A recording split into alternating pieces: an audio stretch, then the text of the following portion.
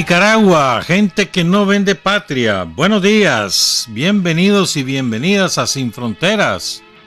Hoy es miércoles 3 de mayo de 2023, con Byron Baltodano Sandino y con Carlos Hurtado Ordóñez, cuando son las 6 de la mañana con 29 minutos. Sin Fronteras, la revista, con William Griggs Vivado, en la primerísima 91.7 y 105.3 FM.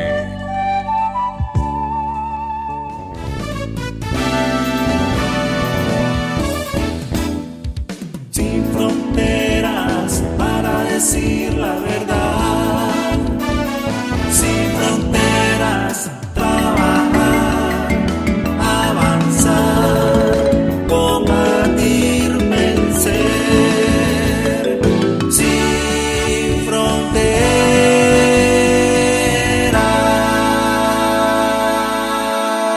6 de la mañana con 34 minutos. Tengo un amigo que es tan pinche que programó que naciera su hijo el mismo día que su esposa para no estar celebrando 2 cumpleaños. ¿Ah? ¿De verdad? Y entonces además tan pinche que tampoco me lo recuerda para que yo no ande reclamando el pastel. Fíjate vos, ¿cómo será de pinche?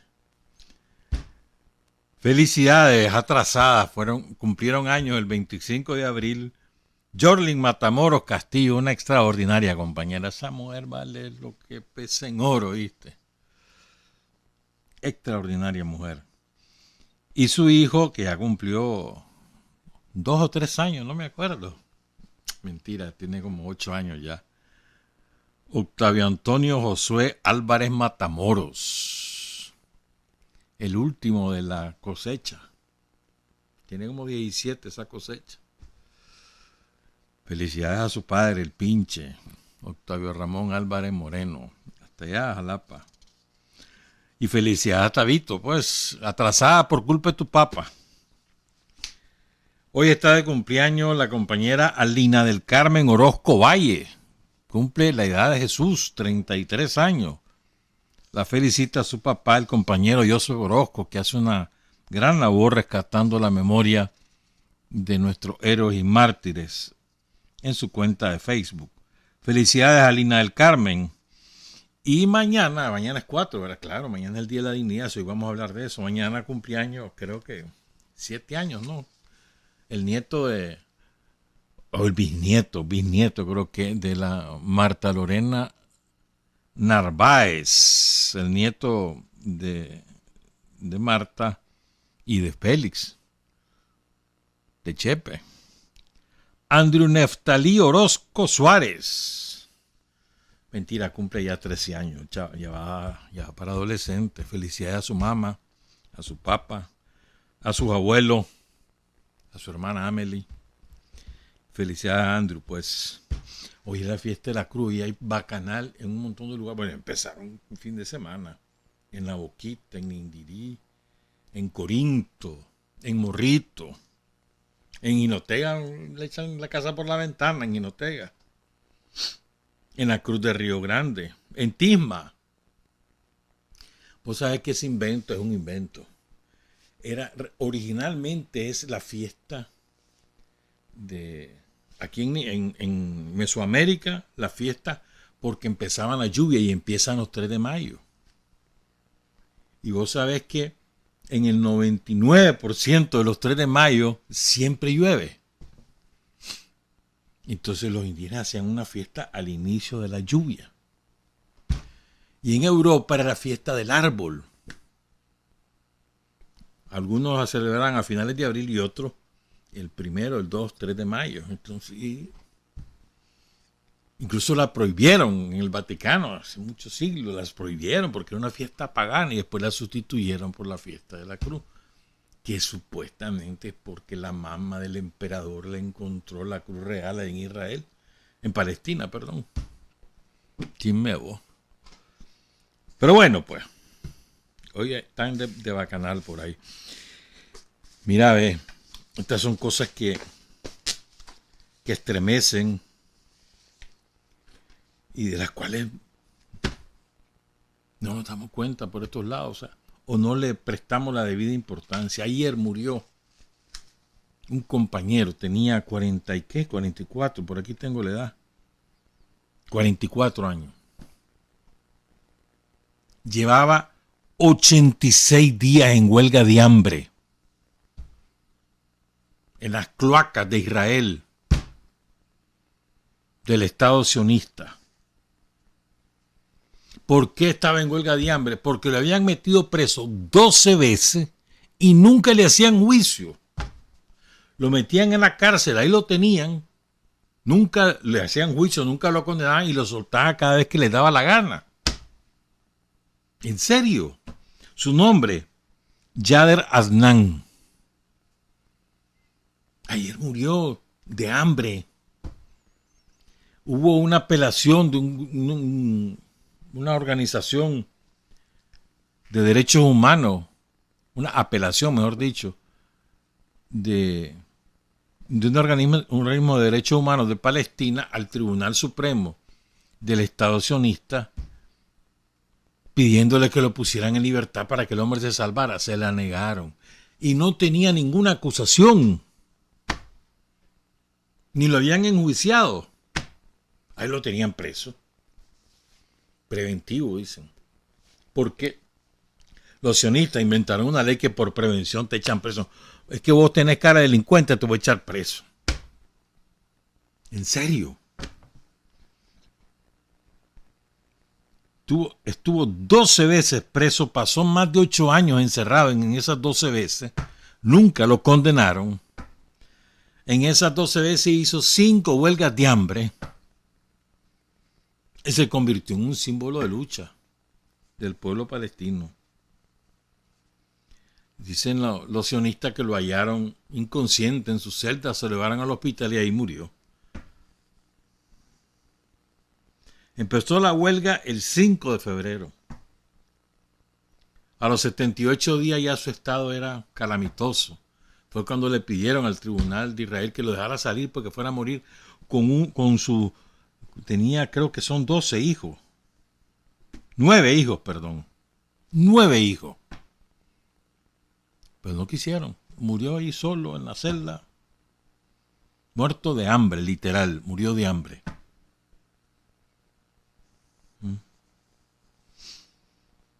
Qué barbaridad, ¿verdad? En este momento, en las prisiones del Estado sionista hay 237 palestinos encerrados sin juicio y sin acusación. Perdón, 967. Y ya son 237 los que han muerto en condiciones similares a la de Yader Adnan, es decir, muertos por huelga de hambre. 237. Si aquí hubiera ocurrido que uno de los tranqueros se va a huelga de hambre y se nos muere en la huelga de hambre, ¿te imaginas el escándalo mundial que habría? ¿Te imaginas eso? Pero ocurrió en el Estado sionista y nadie dice nada. No hay gobierno, no hay nadie que defienda al pueblo palestino. Es una cosa, te digo, estremece. ¿Cómo es posible, no? Que se hagan estas cosas y los palestinos luchan por su tierra. Si ellos no luchan por otra cosa. No luchan por el comunismo, ni por el socialismo, ni por su tierra. Pues se la han ido robando y robando y robando. Esa es su lucha, su patria. Pero en fin, que en paz descanse el compañero Yader Adnan, mártir del pueblo palestino. Son las 6:42. Ayer fue el aniversario de Luis Alfonso Velázquez Flores. Este niño era una maravilla, yo lo conocí. Una vez que lo llevaron ahí a los compañeros, creo que fue el FERML el que lo llevó a la UNAM y habló en el Auditorio 2. Una pizcachito, un chavalito, no decía nada, huesito, flaquito, una voz gritona, Creo que por eso le encajaron el grillo por la voz. Era un niño de 8 años cuando empezó a la pelea y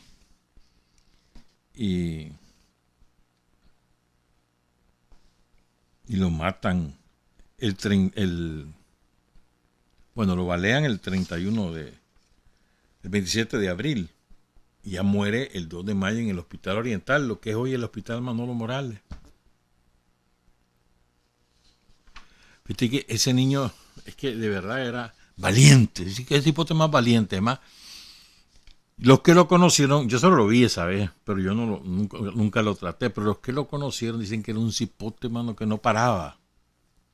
Hablantín, hiperactivo, decidido, valiente, osado. Y como era una piltrafita ahí chiquitito, flaquito, entonces se metía en cualquier lado, andaba de correo, llevaba cartas por aquí, cartas por allá, los reales, comida a los chavalos que estaban en la iglesia. Era correo. Y fue uno de los impulsores de la Federación de Estudiantes de Primaria. Fíjate que el chavalo tuvo que dejar la escuela porque los papás no podían darle para los cuadernos, para los uniformes. Entonces la abandonó y se dedicó a andar con los chavalos que estaban metidos en las células clandestinas, organizando la lucha antisomocista. Entonces se dedicó a eso, el cipote. ¿Cómo lo matan? Es la hazaña de la dictadura. No, es la dictadura. Él no andaba drogado. Nunca probó la droga, Luis Alfonso. No estudiaba en un colegio privado. Ni era mal alumno. Escribía muy bien, por cierto. Tampoco se iba a asomar a las manifestaciones drogado. No. A él no lo mataron otros con pinches de droga, no. A él lo mata la seguridad somocista y lo llega a matar a él. O sea, él era el objetivo, no fue casual. Es como a la mascota, Manuel de Jesús Rivera, ahí en Diriamba, lo persiguen y lo cazan y lo asesinan. Un cipote también, una criaturita. Bueno, pues al grillo fue igual. Estaba ahí cerca de su casa, en la colonia Máximo Jerez, en una esquina, qué sé yo, con un grupo de chavalos, y lo caza un vehículo donde iba, no está claro que si iba uno o varios de la seguridad somocista, pero dicen que había salido de la casa de un oreja. Y entonces lo ve al chavalo, le dispara. Hay quienes dicen uno, otros que dicen 2 balazos en la cabeza. El niño cae al pavimento, inconsciente, y después le pasa encima con el jeep. O sea, saña. Era a él que querían matar, porque los tenía locos el chavalo. Además que su voz había salido en un radioperiódico, algún discurso, me acuerdo, a ver, que no recuerdo en cuál radioperiódico, pero sí salió, creo que en La Corporación. Si fue en La Corporación debe haber sido la Vivian quien lo grabó. Pero bueno, salió en la radio. Entonces era famoso, el grillo era famoso. Me acuerdo que, si mal no recuerdo, un 1 de mayo también habló él, pero no estoy seguro. Pero bueno, así mataron a Luis Alfonso, hijo de Daniel Velázquez y de Valentina Flores de Velázquez, y ya los dos están fallecidos. Su hermano Elías Velázquez es un revolucionario, fue dirigente del movimiento estudiantil, ahora creo que trabaja con Humberto, ¿no? Con Humberto Campbell, estoy casi seguro. Y con él anduvieron con el grillo. Él era el cumiche de los chavalos. Y también David Velázquez anduvo en la pelea. Los hermanos eran Elías, David, Ricardo, Wilber y Socorro. Que su papá se fue a Río Blanco a trabajar. Y allá llegó Luis Alfonso, para la Semana Santa de ese año llegó a ver a su papá. Fue como una despedida, porque ahí, a finales de abril lo estaban matando. Y su papá fue el primer presidente de la Junta de Gobierno Municipal de Río Blanco. Don Daniel Velázquez falleció, creo que en el 90. No, en el 90 se vino para Managua, creo, y falleció en el 2015, el 6 de agosto. Bueno, increíble fue lo del Grillo. Y eso pegó una sacudida, hermano. Fíjate que fue el contrario. El chavalero de todos los barrios orientales, cuando supo lo que había pasado con Luis Alfonso, en lugar de acobardarse, de intimidarse, lo que salieron fue a buscar a los guerrilleros, para ayudar a los guerrilleros, para incorporarse a la lucha. En su cuadernito encontraron algunas frases del chavalo. Imagínate que lo matan 2 meses antes de cumplir los 10 años. Él nació el 31 de julio del 69. Iba a cumplir 10 años. Decime vos, ¿cómo podés identificar como un enemigo a matar a un niño que no tiene ni 10 años?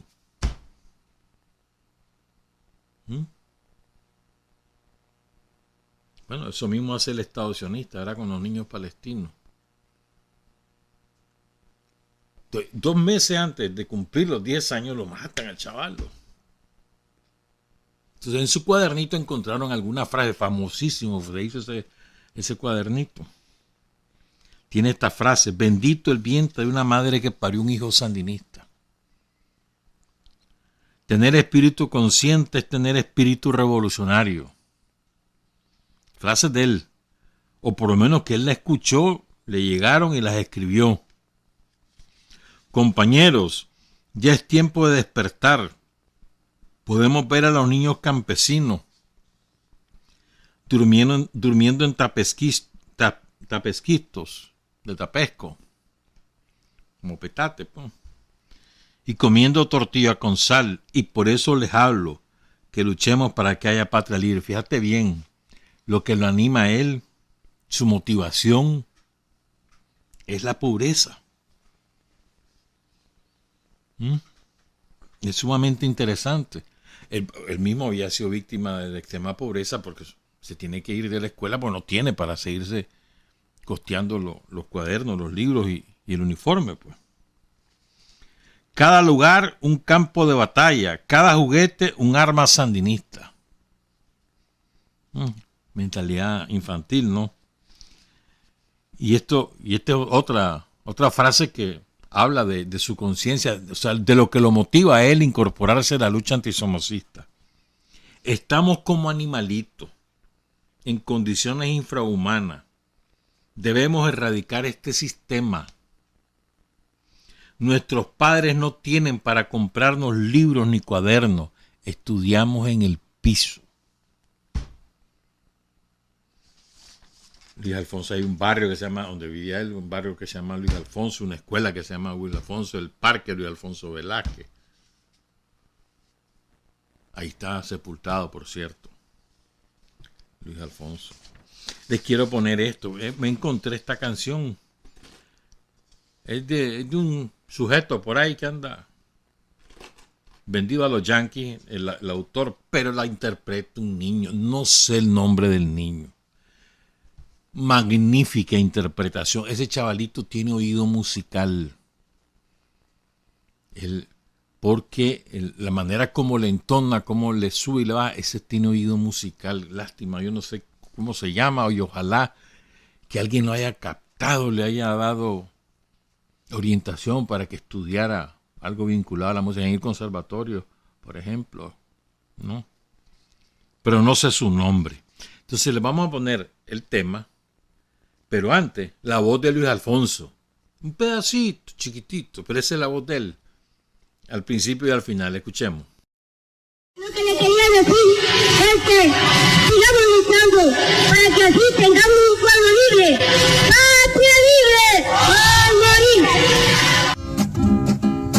Con su corazón de barrio, levantando barricadas, con su sonrisa de niño y encendida la mirada, con sus manos pequeñitas gritando consignas por las madrugadas, con sus 9 años cumpliendo, hablando con los niños de la nueva patria. Luis Alfonso es hoy escuela, Luis Alfonso es nutrición, Luis Alfonso es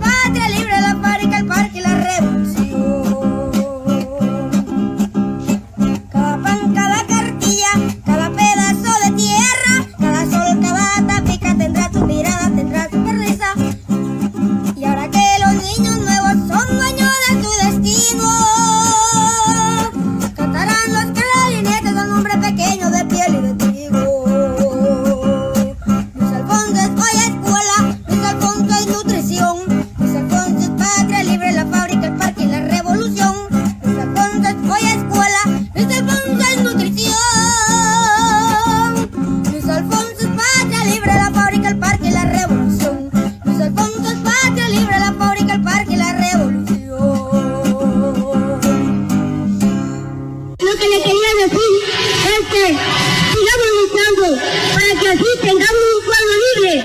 ¡Patria libre! ¡Al morir! Alfonso Velázquez Flores, honor y gloria a este héroe y mártir de la Revolución Popular Sandinista. Saludos a sus hermanos, a sus sobrinos. Imagínate, Luis Alfonso tendría ahorita 54 años, estaría entero, en plenitud.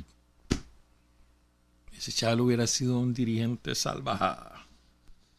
Y vos sabes lo que después de 2 balazos, 1 o 2, pues no tengo la cifra, no tengo la certeza de cuánto. Y después te pasa un carro encima y el chalo queda vivo. 5 días después murió el cipote, resistiendo. Te aseguro que tampoco es que lo deben haber tratado muy bien, ¿verdad? Pero bueno, era difícil que sobreviviera con semejantes lesiones.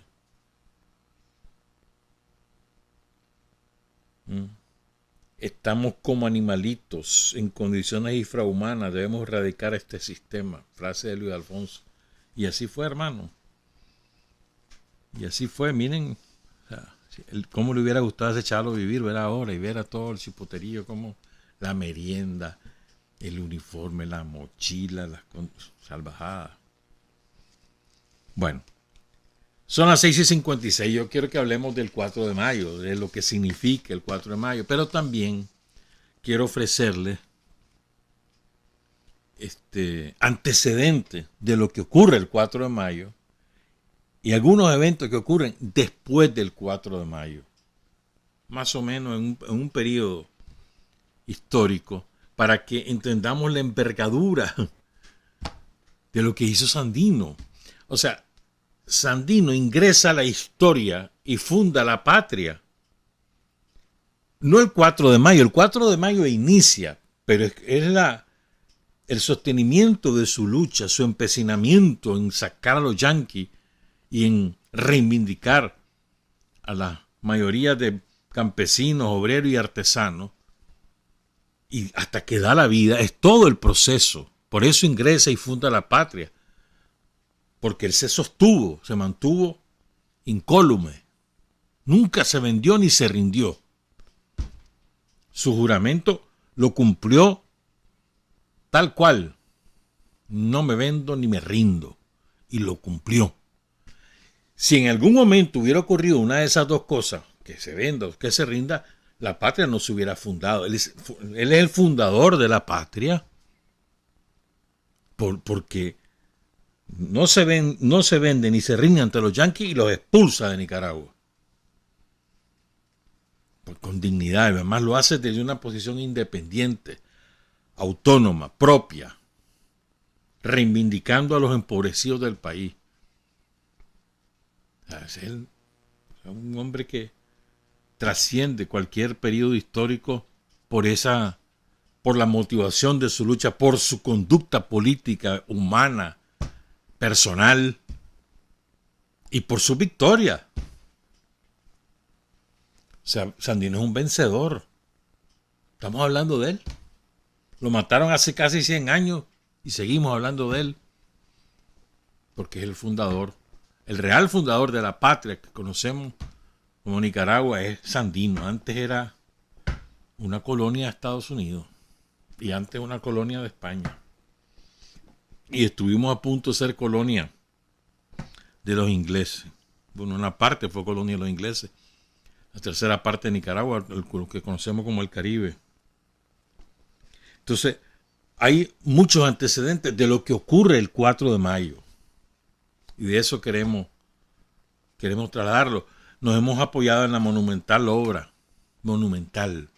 4 tomos de Gregorio Seltzer, su última gran obra, ¿no? La cronología de las intervenciones norteamericanas o estadounidenses en América Latina, en el mundo, porque él también se introduce en Filipinas y en otros lugares. Es una obra monumental. Entonces, apoyados en eso, fuimos extrayendo algunos antecedentes y los queremos compartir. Son las 6:59. Porque este antecedente es vital para entender lo que ocurrió en 1927. Ocurre 20 años antes, pero no hay manera de entender lo que ocurre en el 27, en el 26, si no tomas en cuenta lo que pasó en 1907. Los yanquis andaban con la onda de someter a todos los gobiernos títeres a un mínimo de condiciones para garantizarse sus intereses en Centroamérica sin necesidad de estar mandando tropas. La verdad es que nunca lo cumplió. Te daré un ejemplo, pues. Cuando aquí estalla la guerra constitucionalista en 1926, los yanquis están metidos en Honduras con las bananeras. Ahí, en Honduras se metían como Pedro por su casa, ¿viste? A cada rato era eso. Tropas yanquis que desembarcaban en Honduras. Y se suponía que después del tratado de 1907 nos iban a meter. Le llamaron, ¿verdad? Tratado General de Paz y Amistad. ¿Sabe quién me dio en ese tratado? Un dictador sanguinario. Lo peor que ha tenido, bueno, no sé si lo peor, una de las peores dictadores que ha tenido México. Porfirio Díaz, que inició un periodo que se le llama el Porfiriato, más de 30 años. Pues ese viejo fue mediador, garante del tratado firmado por los países centroamericanos en Washington, junto con Estados Unidos. Estados Unidos y México, garantes de eso. Sí me voy. 1907. Está Celaya. Acaba de pasar la guerra donde Celaya se mete hasta Tegucigalpa, ¿verdad? Bueno, el presidente de Estados Unidos era Theodore Roosevelt, el primer Roosevelt, después fue Franklin. Y entonces, después, firman el tratado que dice cosas generales, pero después de firmar el tratado que negociaron, comenzaron en noviembre y terminaron el 20 de diciembre. En esos tiempos así era porque las comunicaciones con sus respectivos gobiernos en Centroamérica pues eran muy demoradas, eran por telégrafo. Y entonces, o sea, todo llevaba su tiempo, mucho más tiempo que ahora lo sé en 5 minutos. Entonces había unos puntos que los tenían que ratificar personalmente los presidentes. Entonces hicieron el tratado primero y después le hicieron un anexo. En ese anexo, que son 3 artículos, firmado el mismo día, el 20 de diciembre en Washington, los 5 gobiernos de Centroamérica se comprometen, dice, después de haberse comunicado sus respectivos plenos poderes. Artículo 1. Los gobiernos de las altas partes contratantes no reconocerán a ninguno que surja en cualquiera de las 5 repúblicas por consecuencia de un golpe de Estado o de una revolución contra un gobierno reconocido, mientras la representación del pueblo libremente electa no haya reorganizado el país en forma constitucional. ¿Ya? Se comprometen todos, incluyendo a los yanquis, a los mexicanos, pero ellos no firmaron, ¿verdad? Firman los centroamericanos. Se supone que todos son garantes. Entonces se comprometen a no reconocer ningún gobierno que surja de un golpe de Estado o de una revolución. Por eso es importante este acuerdo.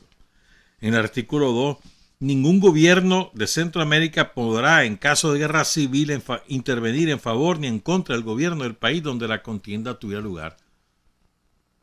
Que no se iban a meter, si había un pleito en Nicaragua, en El Salvador, en Guatemala, no podían meterse los otros gobiernos, ese era el compromiso. Y el tercero, increíble, ¿verdad?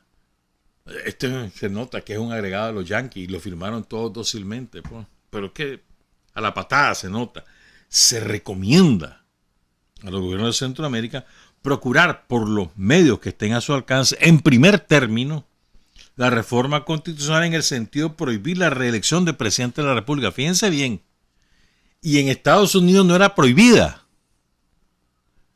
Fue hasta después de los sucesivos gobiernos de Franklin Delano Roosevelt, que como el hombre iba ganando todas las elecciones a las que se presentaban. Entonces fue cuando inventaron los 2 periodos, que no más de 2 periodos, pero hasta ese momento la reelección era indefinida. Y le decían a los centroamericanos, ustedes no. Y el segundo, la adopción de todas las disposiciones necesarias para rodear de completa garantía el principio de alternabilidad en el poder, alternabilidad entre las fuerzas que defendían el sistema, su dependencia de la colonia. Porque en Nicaragua, cuando votan a Zelaya, prohíben a los liberales celayistas. Fíjate bien, miren cómo son de hipócritas. Bueno, este es un antecedente muy importante. Vamos con otro. Esto ocurre, bueno, entonces ese tratado, pero comienzan a haber desavenencias en Centroamérica, en Honduras, en todos lados, hasta los ticos. Entonces, vienen los yanquis en un buque de guerra, lo estacionan ahí en el Golfo de Fonseca, se llama Tacoma, o se llamaba, porque se debe estar ya, haber sido incinerado, hundido en cualquier lugar. Entonces, en ese buque, lo estacionan allí en el Golfo de Fonseca. Y ahí reúnen a los presidentes y los cancilleres de Nicaragua, El Salvador y Honduras. ¿Verdad? Se conoce como el Tratado de las 3 Repúblicas o el Tratado de Tacoma. Eso fue el 20 de agosto de 1922. Entonces ahí lo que hacen es ratificar el Tratado de 1907. La verdad es que le dicen, mira, acuérdate que está esto. Miren por qué es importante. Esto fue en 1922, 4 años antes de que ocurra la guerra constitucionalista.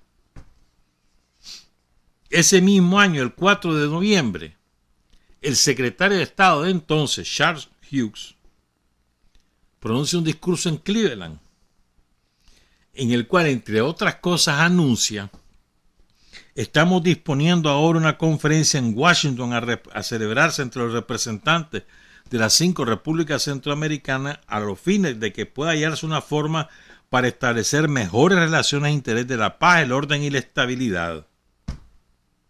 Mirá qué cínicos que son. Nos regocija el hecho de que en todo este hemisferio tenemos paz, y era mentira. En Haití tenían su fuerza, en Dominicana tenían su fuerza. Además, lo que hicieron en Haití, en Dominicana no tiene nombre. El pueblo dominicano ha sufrido.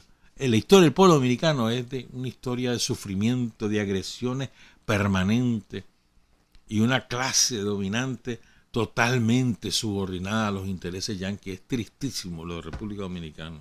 En fin, esto es importante.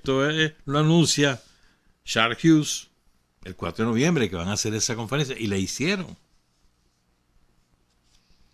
En 1922, en algún momento, no hay fecha estable fija, los senadores estadounidenses Edwin Ladd y William Borah expresan: emprendimos en Nicaragua una guerra ilegal. Estamos hablando de 1922. Echamos abajo 3 gobiernos sucesivos, el de Zelaya, el de Madrid y, ya me olvidó el otro. Nos apoderamos de la propiedad pública y privada y continuamos la indigna guerra de conquista hasta tomar posesión completa del país y de la ruta canalera. Tratado Chamorro Bryan, que le da secula seculorum la potestad de Estados Unidos de solo ellos poder construir el canal, nadie más podía hacerlo. Y además le da base militar en Golfo de Fonseca, base militar en Corn Island, entre otras cosas. Más los préstamos y demás. Una cosa espantosa fue eso.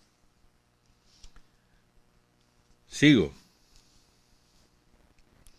El 7 de febrero de 1923, ¿verdad?, ratifican el Tratado de Paz de 1907. Fíjense, repito, sobre todos estos antecedentes está el Tratado de Paz de 1907. Ya les leí las cláusulas, ¿verdad? Ahí en Nicaragua, fíjate que por Nicaragua también han pasado especímenes de los más malditos, mano. Hubo un embajador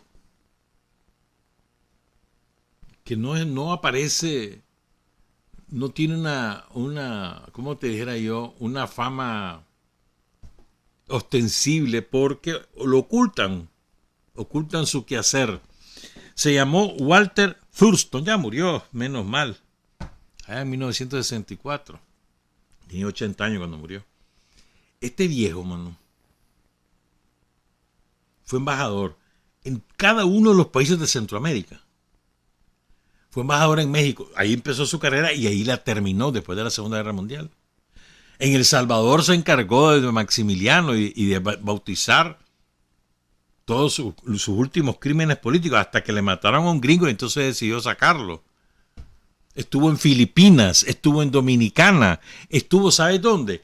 En España, en plena guerra civil, ahí lo mandaron. Estuvo en Bolivia, poco antes de la revolución de 1952, ahí estuvo. O sea, este tipo, bueno, y además fue lo que hoy conocemos como subsecretario de Estado para Asuntos Latinoamericanos, así lo conocemos hoy, que en aquella época se llamaba, jefe de la División de Asuntos Latinoamericanos.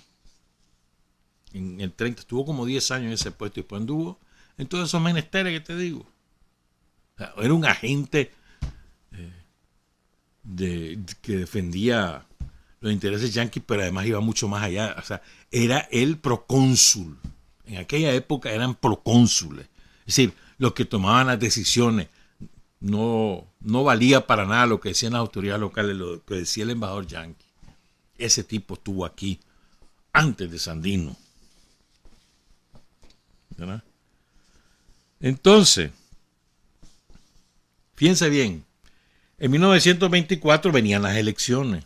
Fíjense, en 1921 creo que ganan las elecciones el tío de Emiliano Chamorro en alianza con Bartolomé Martínez.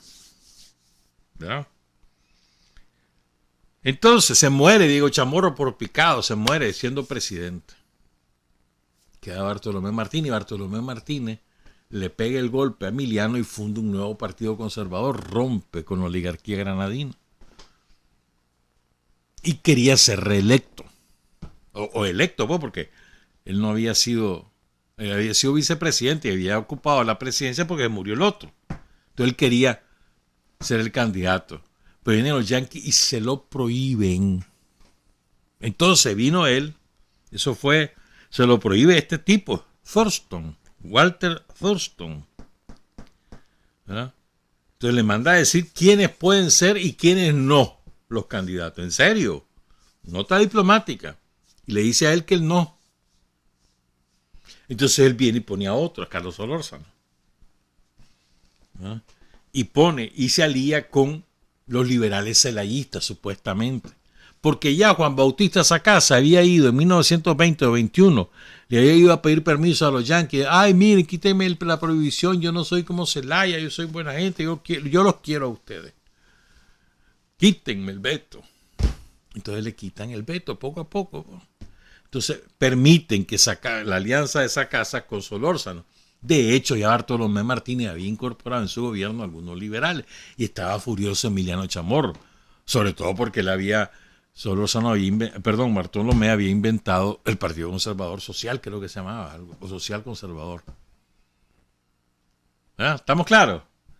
Entonces viene Thurston y le prohíbe ser candidato a Bartolomé. Entonces Bartolomé ponía a Solórzano y a Sacasa. Chamorro está furioso. Pero los yanquis bautizan, pues dale viaje, pues, para que vayan ellos dos. ¿Ah? Estamos claros. Entonces, eso fue el 12 de julio cuando le manda la carta de 1924, cuando le manda la cartita a Bartolomé. Mira, Bartolomé, vos no puedes ser candidato, poner el que vos querrás. Entonces, fulano sí, y fulano también, y el otro también. Gana las elecciones el 5 de octubre. ¿Ya?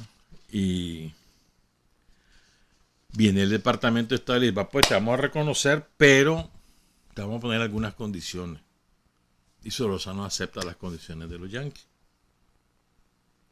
Fíjate que hay una cosa que pasa en 1924, que poco conocida, que es el embrión o el primer esfuerzo de organización sindical en Nicaragua. Se llamó la Central Obrerismo Organizado. Se funda en diciembre de 1924 y su lema era instrucción y ahorro, más o menos al estilo de lo que habían inventado ahí en Francia. O sea, no era exactamente como una central sindical, digamos, el primer esfuerzo que había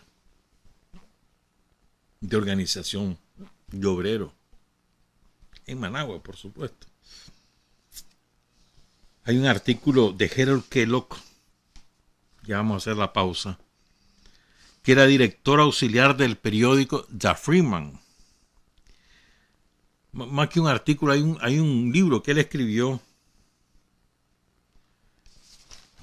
Por aquí tengo ese libro. Bueno, aparece en el libro The Freeman Book y entonces dice lo siguiente.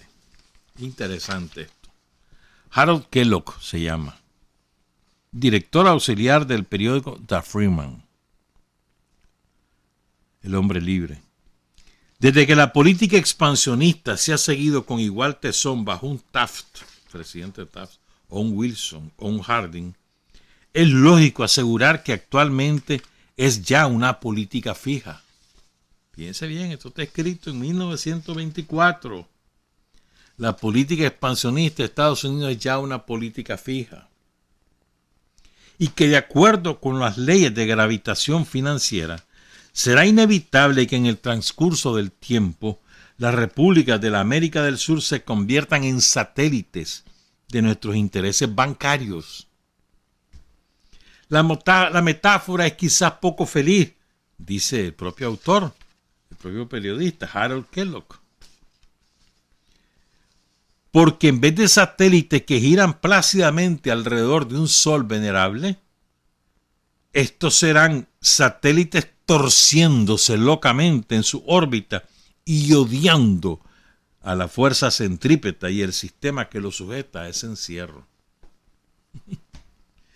La situación que se ha creado en Haití, en Nicaragua y en otros lugares indica que el mantenimiento de nuestro imperialismo tiene que envolvernos en una serie de pequeñas guerras sórdidas y sucias en contra de pueblos que no están acostumbrados a las depresiones y exacciones de la dominación extranjera. Cuando el mal reajuste de los directores de la Conferencia de Versalles llegó a su conclusión inevitable, nos encontramos envueltos en un nuevo choque, eso fue tras la Primera Guerra Mundial, y en nuevas combinaciones de los grandes poderes para el dominio del mundo. Y tenemos que estar preparados para cosechar lo que nuestros fundadores espurios, políticos y financieros están sembrando tan asiduamente para nosotros a través de todo este hemisferio. En lugar de una Irlanda esperando, clamando y contribuyendo a nuestra caída, nos enfrentaremos con un continente entero de Irlandas que verán en la disolución de Estados Unidos su única posibilidad de ser libre. Harold Kellogg. No es Kellogg, ¿verdad? Es Kellogg. Increíble, ¿verdad? Dice, ¿verdad?, que en los países del continente verán en la disolución de Estados Unidos su única posibilidad de ser libres. Hace 100 años. Y en México, en diciembre de 1924, se funda una cosa que después será muy importante en la lucha de Sandino, la Liga Antiimperialista Panamericana. Su principal promotor fue Julio Antonio Mella, el fundador del Partido Comunista de Cuba, al que se menciona en la canción No se me raje mi compa, Julio Antonio Mella.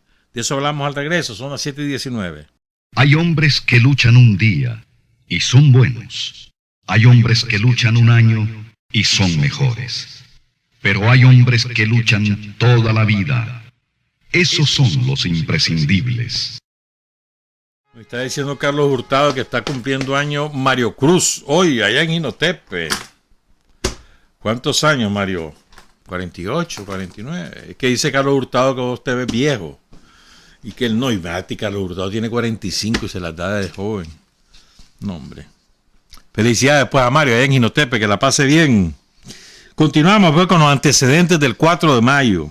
Les decía la fundación de la primera Liga Antiimperialista Panamericana, de la cual es un dirigente vital, Julio Antonio Mella. El 1 de enero de 1925 asume Carlos Solórzano con Juan Bautista Sacasa. Solórzano es conservador, pero no es del bando de Emiliano Chamorro, es del partido que fundó Bartolomé Martínez y que rompe con el dominio de los Chamorros en el Partido Conservador. Acordémonos que hubo un momento que había casi 20 o más de 20 familiares directos de Emiliano Chamorro en distintos puestos del gobierno, diplomático o del gobierno local. Entonces, simplemente era una losa aquello. Entonces, se rebela, funda otro partido porque no le quiere hacer caso a Emiliano. Entonces, y además gana las elecciones. Está furioso, Emiliano está furioso. A él, el dueño de Nicaragua, es enfrentado por un conservador. Entonces, pero asumen, pues. Fíjense bien. Hay un tal Charles Evan Hughes que fue secretario de Estado. Y decía el tipo, qué irremediable torcimiento hay en las mentes de los que nos acusan de abrigar una política imperialista, porque las acusaciones de política imperialista no eran solo de América Latina, eran sobre todo en el propio Estados Unidos. Había una gran oposición a la política imperialista de los gobernantes de Estados Unidos, en los diarios, en las radios de la época, que la fueron silenciando poco a poco, ¿verdad? Pero era una gran oposición. Incluso había senadores y representantes que se oponían a la política imperialista y sí la denominaban política imperialista. Interesante, ¿ya? O sea, había fuerzas antiimperialistas en Estados Unidos y tenían mucha fuerza, además, vale la redundancia. Entonces, este discurso del 20 de enero de Charles Evan Hughes, estaba entregando ya a la Secretaría de Estado, revela ese enojo con los que le hacían esa oposición.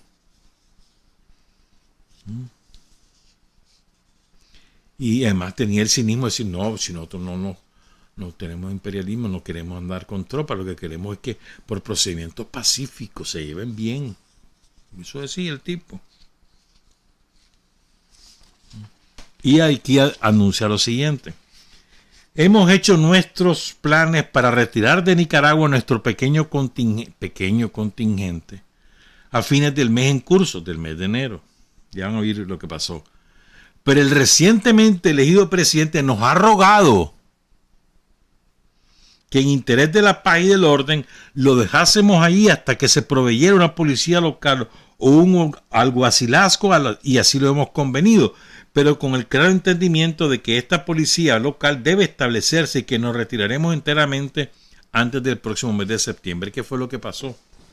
Emiliano Chamorro estaba armado, tenía bandas armadas en Granada y en otras localidades, Nanday, en Matagalpa.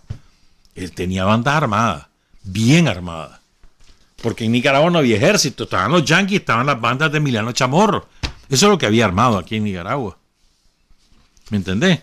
Entonces, el que tiene la arma ya le ha mandado a decir a Carlos Solórzano, quien te vota soy yo. ¿En serio? Entonces Solórzano está con miedo que lo voten. Fue un cobarde, pues, en lugar de recurrir a la fuerza del pueblo. Pero bueno, no era un hombre del pueblo, pero un hombre de la burguesía cafetalera que se había enfrentado a la oligarquía ganadera de Chamorro, pues. Pero entonces le está comiendo, entonces le dice Papa Yankee, no te vayas, fíjate que este madre me quiere votar. Ayúdame, defenderme. Así fue. Por eso es que dice el Yankee nos han rogado, y es verdad, le rogó que no se fueran. Entonces le dice, bueno, no nos vamos a ir ahorita, que estaba previsto para finales de enero. Nos vamos a ir en septiembre, pero antes vos me vas a firmar ahí que crear la Guardia Nacional, Policía Militar, Y pero va a estar a cargo mío. Vos me firmás eso, lo pones en la ley, y hasta que hagas eso, y nos vamos a ir, sí. Dale pues, le dice Solórzano. Entonces, el 19 de abril de 1925 se empiezan a ir los gringos. ¿Ya? Y en mayo, el Congreso, el Parlamento nicaragüense aprueba el plan del Departamento de Estado, pero con algunas modificaciones, porque los diputados de Solórzano, que eran mayoría, no todos estaban de acuerdo con la posición de Solórzano. Entonces le hicieron modificaciones al plan de los yanquis. Y subordinaron a la Guardia Nacional, ¿verdad? Y sobre todo la parte de los reales, a un ministerio de la policía, un ministerio de policía militar, algo así se llamaba. ¿Verdad? El doctor Richard Millett, pongan cuidado en esto. Tiene varios libros. Uno de ellos es El Guardianes de la Dinastía, que es muy bueno. El doctor Richard Millett, historiador, hizo un libro que se llama En busca de la estabilidad, el desarrollo de las fuerzas políticas de Estados Unidos en América Latina y Filipinas. Y en la parte de Nicaragua dice lo siguiente, pongan cuidado. Solo en Nicaragua pudo Estados Unidos sacar adelante su proyecto de crear una policía militar. En 1924 en Nicaragua había una especie de crisis política. Las divisiones en el seno de los dos partidos tradicionales habían llevado a la formación de una incómoda coalición entre facciones de ambos partidos tradicionales, lo que ya les conté. El nuevo presidente, Carlos Solórzano, se enfrentaba a la enconada oposición del poderoso caudillo militar conservador, el general Emiliano Chamorro. Así que nada más tomar posesión, pidió al Departamento de Estado que suspendiera sus planes de retirar la guardia de la legación en las marinas. El Departamento de Estado accedió con la condición de que la nueva administración actuara con rapidez para crear una policía entrenada por los norteamericanos. Solórzano no estaba entusiasmado con las propuestas de Estados Unidos, pero el temor a Chamorro, que se oponía firmemente a la idea y a las presiones de Estados Unidos, lo llevó a apoyar a regañadiente una ley que creaba la nueva fuerza. Tal como fue aprobada por el Congreso de Nicaragua, la ley final suavizó las propuestas estadounidenses, limitando la autoridad de los instructores extranjeros y otorgando el control sobre el sistema de abastecimiento, tradicionalmente fuente de corrupción, al ministro de Policía. Es decir, el sistema de abastecimiento no iba a estar a cargo de los yanquis, sino de un ministro puesto por el presidente. ¿Ya?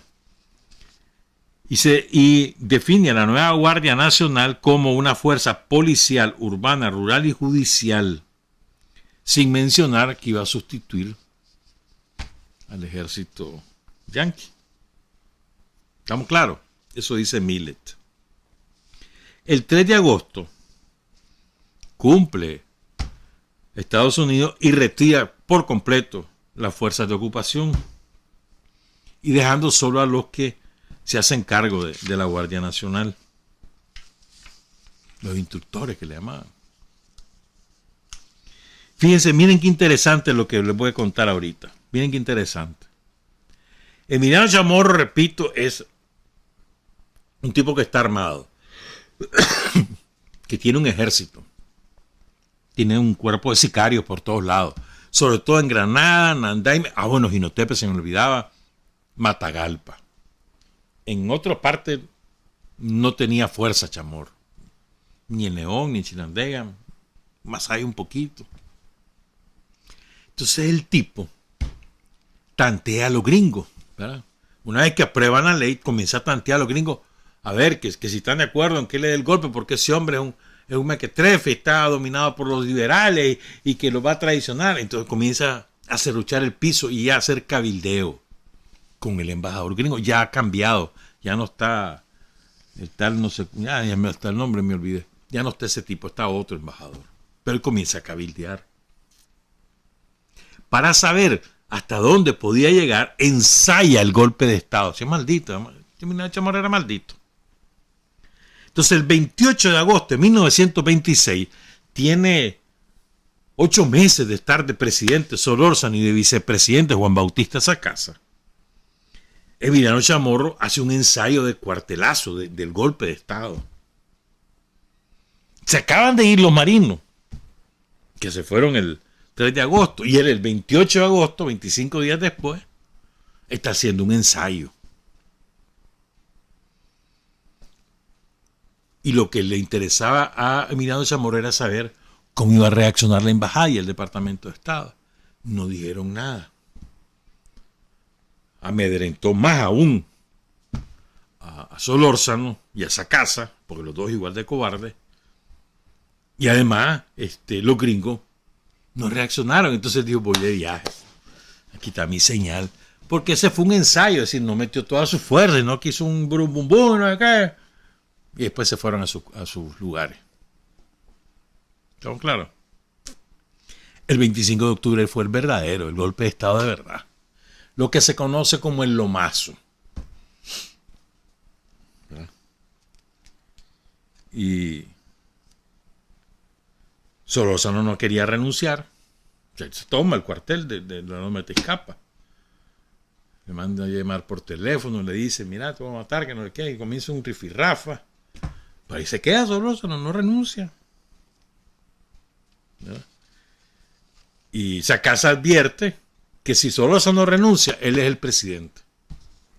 Porque le corresponde constitucionalmente. Acuérdense del tratado que firmaron en 1907, que lo ratificaron después en el Tacoma, que después lo volvieron a ratificar en las conferencias de Washington. Acuérdense de eso. Que no iban a reconocer, nadie iba a reconocer un gobierno surgido de revoluciones o de golpes de Estado. Y que además iban a respetar los procesos constitucionales de cada uno. Entonces dice Sacasa, si renuncia a Solórzano, yo soy el presidente por mandato constitucional. Estamos claros. Pero, y Solórzano está ahí, que si se va, que si no se va, que finalmente renuncia. El 16 de diciembre se fue. Casi 2 meses después de que le da el lomazo, que Emiliano Chamorro ocupa la loma y se hace cargo de la Guardia Nacional en cierne la contabularia. Entonces se va, renuncia. Recuerden, Emiliano Chamorro es el mismo que firmó el tratado Chamorro-Bryan, el que le regaló a Estados Unidos la ruta del canal y las bases que les contaba. Recuerden eso. Se supone que Estados Unidos no puede reconocer ese gobierno, o sea, tiene que reconocer a Sacasa de acuerdo a los tratados que les conté antes. ¿No? Pero que va, mano. Emiliano Chamorro se dedica a amenazar a Sacasa. Yo te mato. A buscar conmigo porque te voy a matar a vos, a tu mujer, a tus hijos. Los voy a matar a todos. En serio. Entonces Sacasa, ¡jale! Fue para México. Salvador, México. Salió en carrera aquel hombre. Y entonces viene el Congreso y lo elige a él, que lo habían nombrado ministro de Guerra, pum, lo ponen de presidente. El Congreso. ¿No? Entonces Estados Unidos se pone en una situación incómoda, porque si lo reconoce, viola el tratado que él mismo había promovido y crea un antecedente que puede perjudicar las relaciones con otros países de Centroamérica. ¿Estamos claros? ¿No? Entonces, Sacasa se niega a aceptar que Emiliano Chamorro sea el presidente hasta que lo corren, pues. El 14 de marzo ya se ha ido. Sacasa y asume y lo juramentan. En serio, bueno, esto es así. El 28 de marzo, esta es una fecha histórica que pocos conocemos. El 28 de marzo de 1926, adivinen qué ocurrió. Acuérdense de esta fecha, 28 de marzo de 1926. Aparece por primera vez en la prensa de cualquier país del mundo el nombre de Augusto Sandino. El periódico La Nación de Buenos Aires, en su sección cablegráfica, publica la noticia de que entre los jefes liberales que enfrentan al general conservador Reyes figura un general llamado Augusto Sandino. Es la primera vez que aparece este nombre en la prensa mundial. 28 de marzo de 1926. Perdón, 27, 1927. El 2 de mayo estalla en la costa atlántica la guerra constitucionalista. Y también desembarcan los yanquis en Bluefield, que para proteger los intereses y las propiedades de los ciudadanos de Estados Unidos, que ahí tenían todas las bananeras y las madereras. ¿No? Y también y ocupan Bluefield y comienzan a mandar los yanquis. Pero bueno, ya para entonces ya empieza la rebelión también de fuerzas liberales. Ya Moncada, que había sido el ministro de guerra de Solórzano, ya se ha levantado en armas, supuestamente para defender la presidencia de Sacasa, supuestamente. Sacasa y Moncada están en el mismo bando, después Sacasa se viene a Puerto Cabeza, etcétera. Esos son otro costal, ¿verdad? Pero entonces, viene Sacasa y nombra a Moncada como jefe del ejército constitucionalista en agosto de 1927 y se desata la guerra civil. Entonces el Departamento de Estado saca a Chamorro, pone a Adolfo Díaz, su gran brother, y convoca una reunión ahí en un crucero que se llamó el Denver, ahí en Corinto. Llama a liberales y a conservadores, no logran hacer nada.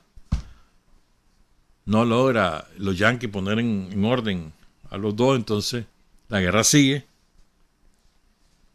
Bueno, el 11 de noviembre, eso fue el 16 de octubre que fracasaron las pláticas. El 11 de noviembre, Chamorro se vio obligado a entregar la presidencia a Sebastián Uriza y ahí nomasito se la da a Adolfo Díaz. Y entonces, el 17 de noviembre, fíjense bien, pongan cuidado. Primero, Emiliano Chamorro obliga a renunciar a Carlos Solórzano, presidente legítimo. Y los yanquis no dicen nada. Segundo, quien debía asumir era Juan Bautista Sacasa porque es el vicepresidente electo. No asume. Ponen a Chamorro, los yanquis no dicen nada. Sacasa tiene también que huir amenazado de muerte por Chamorro y los yanquis no dicen nada. Y los tratados lo obligaban. Y luego viene el Congreso espurio que ya había quedado después que ponen a Chamorro de presidente. Viene Chamorro, renuncia, pone a Uriza, que eso fue por horas, y después eligen a Adolfo Díaz, pese a quien que le correspondiera, Juan Bautista Sacasa. O sea, legal, constitucionalmente, le correspondía a Sacasa, y los yanquis les vale. Porque a los yanquis nunca les han importado las leyes de ningún país, cuando esas leyes contrarían sus intereses. No les importa. Se limpian, ya saben qué cosa con las leyes, con las constituciones, no les interesa, ni los tratados, nada les interesa. Lo que ellos defienden son sus intereses económicos y geopolíticos. Todo lo demás está subordinado. Siempre ha sido así. Siempre ha sido esa su conducta. No importa el embajador que esté. No importa el presidente que esté. No importa eso. Sus intereses permanecen a lo largo del tiempo. Y los defienden de cualquier manera.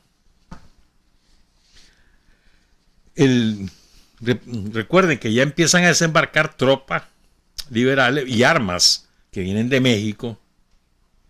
Esto es importante, van a oír después porque a ver si da tiempo, ¿verdad? Ya en noviembre, otras tropas desembarcan en el Caribe al mando de Moncada, derrotan al ejército de Chamorro y de Adolfo Díaz. Entonces ya vienen los yanquis y empiezan a mandar sus tropas.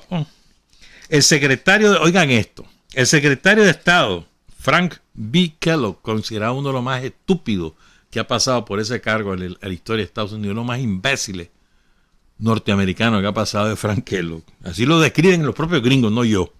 Yo también lo digo, pues, pero en fin.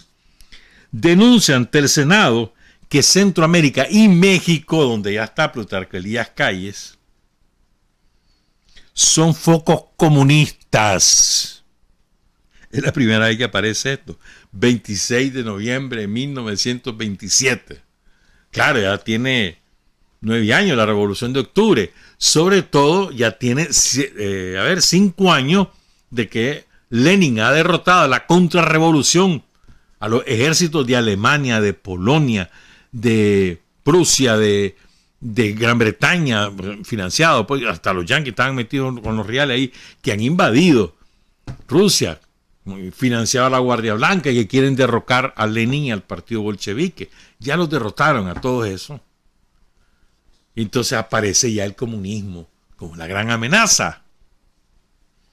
Entonces denuncia ante el Senado que Centroamérica y México son focos comunistas contra Estados Unidos y alega que la intervención en Nicaragua es de importancia militar y estratégica para su país.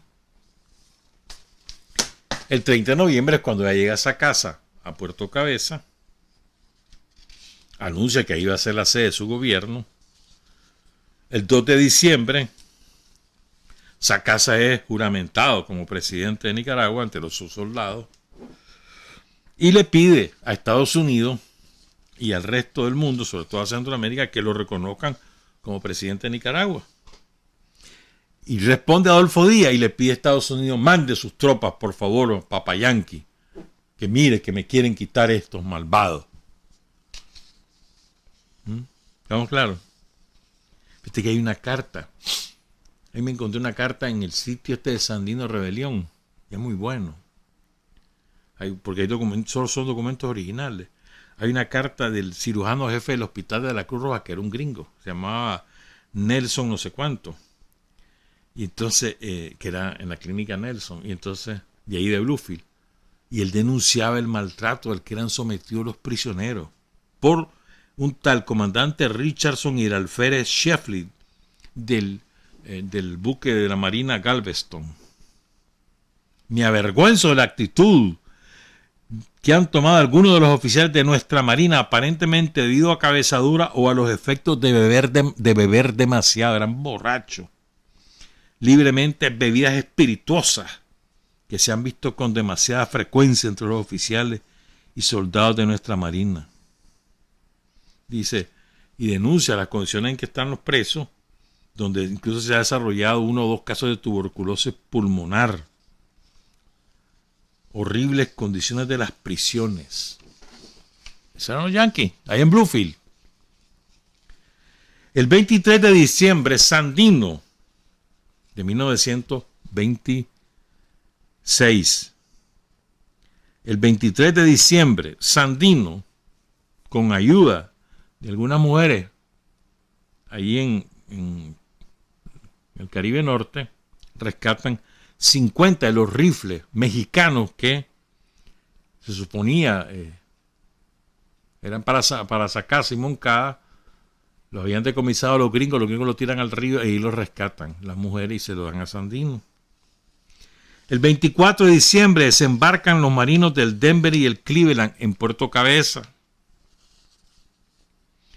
por orden del almirante Julián Latimer, quien dispone que Puerto Cabeza es zona neutral y se supone que es la sede del gobierno de Sacasa.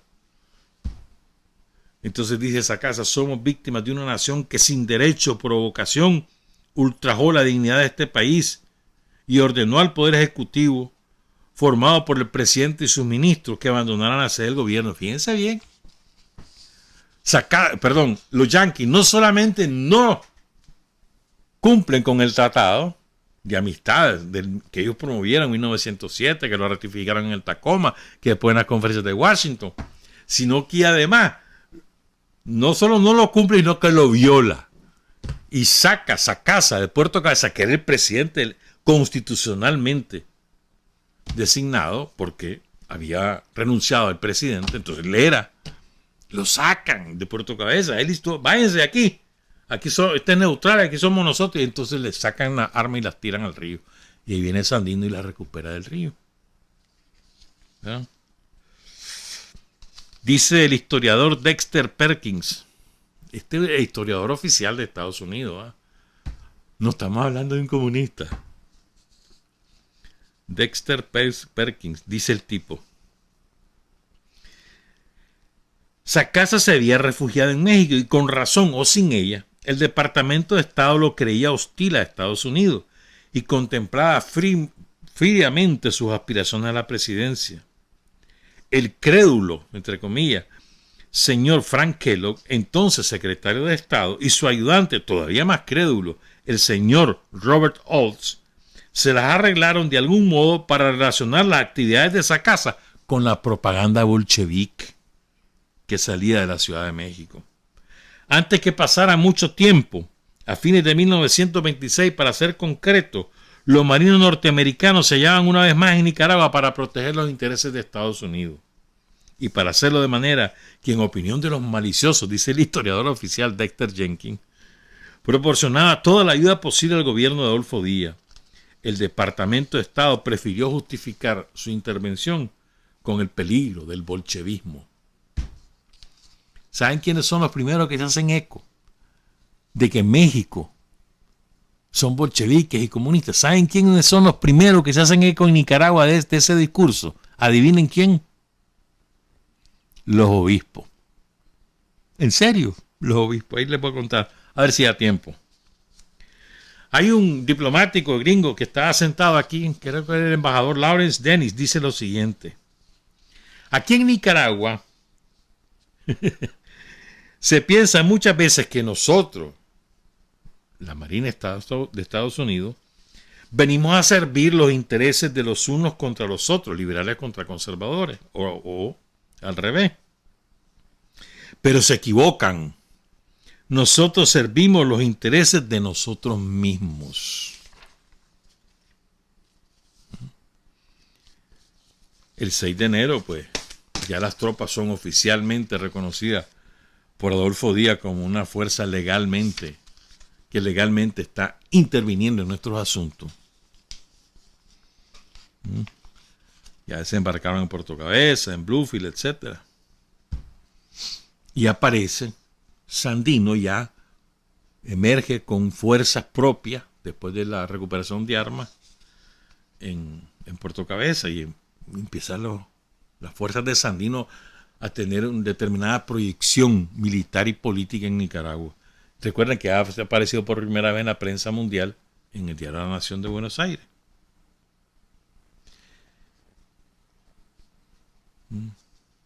El 7 de febrero, las tropas de Adolfo Díaz atacan Chinandega. Esto es importante, porque a veces nosotros nos hemos equivocado al decir que Ocotal fue la primera ciudad bombardeada por avión. No. Ni fue la primera en Nicaragua, ni fue la primera en América Latina. En América Latina fue Haití, donde los yanquis bombardean por primera vez con aviones, en 1916, si mal no recuerdo. Y aquí en Nicaragua, la primera ciudad bombardeada por aviones yanquis es Chinandega, y la destruyen y causan hambre. Ahí murió de hambre muchísima gente. La destruyen. Chinandega quedó reducida a ceniza. Lo que pasa es que no eran aviones de la Marina yanqui, pero eran aviones pilotados por yanquis, autorizados por los yanquis. Por ahí tengo los nombres de esos dos, de los dos marinos que se hicieron cargo de esos aviones. ¿Verdad? Entonces, bombardean Chinandega, gran parte de la ciudad queda destruida. El 31 de marzo, Henry Stimson es requerido por Calvin Coolidge como su agente en Nicaragua y lo mandan para Nicaragua el 31 de marzo. El 9 de abril es que se identifica quiénes son los aviadores yanquis que bombardearon Chinandega. William Brooks y Lee Mason. Y viene Estados Unidos, los marinos, y declaran zona neutral la línea ferroviaria entre Managua y Corinto. Claro que son babosos, pues. Esa es su línea de abastecimiento. Entonces ahí no podía atacar ni liberales ni conservadores, según ellos. ¿No? El 31 de marzo, Stimson lo nombra, Coolidge nombra a Stimson su representante en Nicaragua. El 17 de abril llega a Nicaragua. Y su objetivo es terminar con la guerra constitucionalista.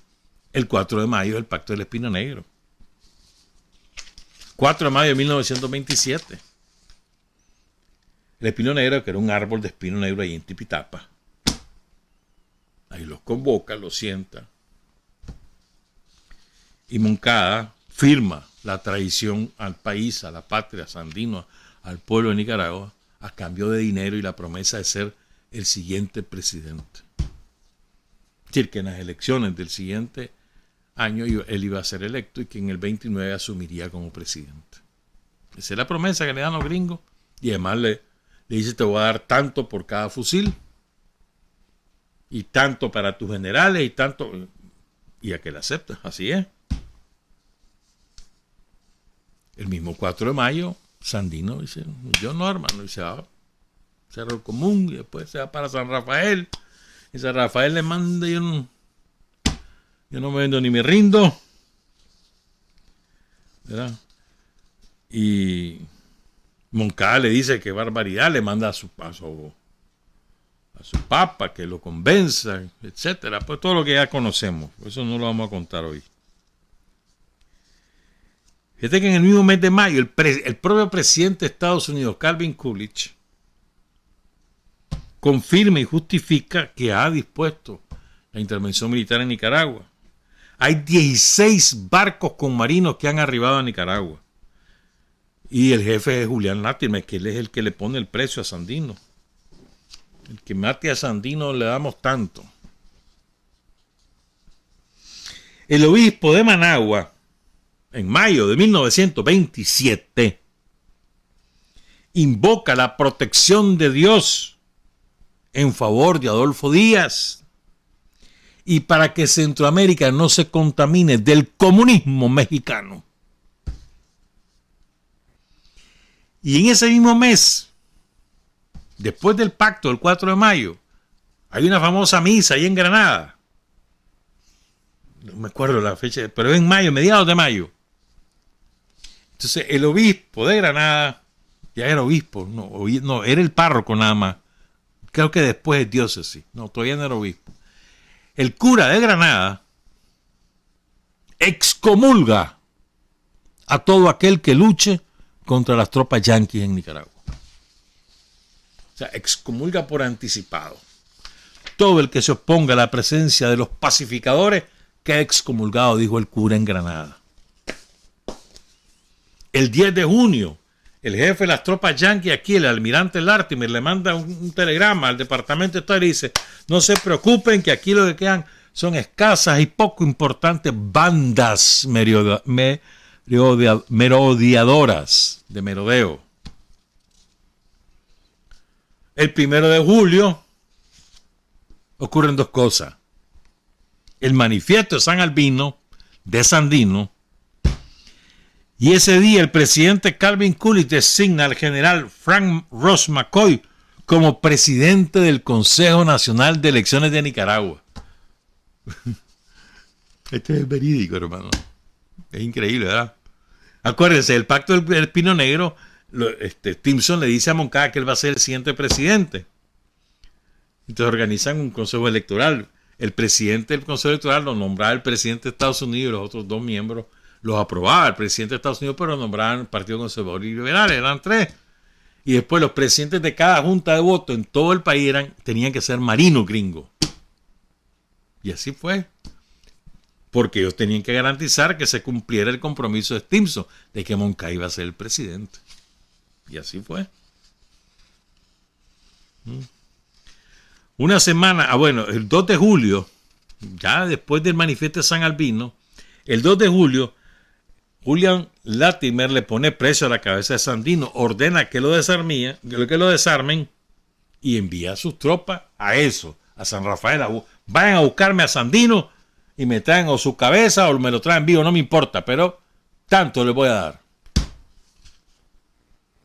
Una semana más tarde lo sacan a Latimer, creo que lo mandaron a Haití de nuevo, a Dominicana, y lo sustituye el contraalmirante David Sellers. El 16 de julio es el ataque Ocotal de Sandino, que si bien fue una derrota militar, fue una victoria política. Ya nos vamos, ya son las 8, ya nos vamos, espérenme. Los compañeros del MEFCA que nos aguanten. ¿Verdad? Y además ese día, ahí sí es la aviación de la Marina Yankee la que bombardea. Ahí sí. Y hay decenas de civiles muertos. Eso está relatado suficientemente y lo hemos contado aquí también. No menos de 300 muertos mató la aviación yanqui. Que en aquella época 300 muertos, cuando Nicaragua tenía, ¿qué? 300.000 habitantes. Va pues, 400.000. 300 muertos. Una salvada. ¿Verdad? El 6 de diciembre, por primera vez, Calvin Coolidge utiliza estos epítetos para referirse a Sandino.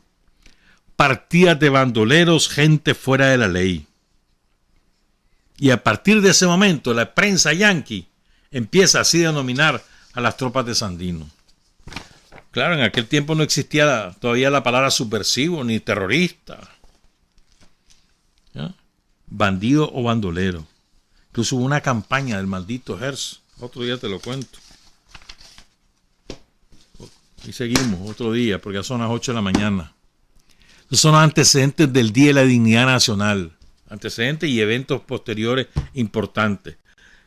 ¿Por qué el Día de la Dignidad Nacional? Porque es cuando inicia la lucha por la liberación nacional que encabeza el general Sandino. Y su epopeya es la que marca el nacimiento de la patria, porque Sandino jamás se vendió y jamás se rindió.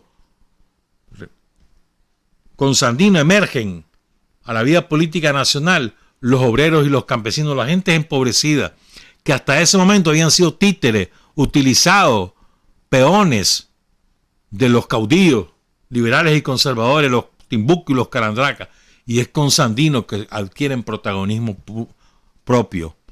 Un protagonismo que recuperan con Carlos Fonseca y el Frente Sandinista de Liberación Nacional. Trabajar, avanzar, combatir, vencer. Patria y libertad. Revolución es sentido del momento histórico. Es cambiar todo lo que debe ser cambiado. Es igualdad y libertad plenas. Es ser tratado y tratar a los demás como seres humanos. Es emanciparnos por nosotros mismos y con nuestros propios esfuerzos. Es desafiar poderosas fuerzas dominantes dentro y fuera del ámbito social y nacional. Es defender valores en los que se cree al precio de cualquier sacrificio. Es modestia, desinterés, altruismo, solidaridad y heroísmo. Es no mentir jamás ni violar principios éticos. Es convicción profunda de que no existe fuerza en el mundo capaz de aplastar la fuerza de la verdad y las ideas. Revolución es unidad, es independencia, es luchar por nuestro sueño de justicia para Cuba y para el mundo, que es la base de nuestro patriotismo, nuestro socialismo y nuestro internacionalismo.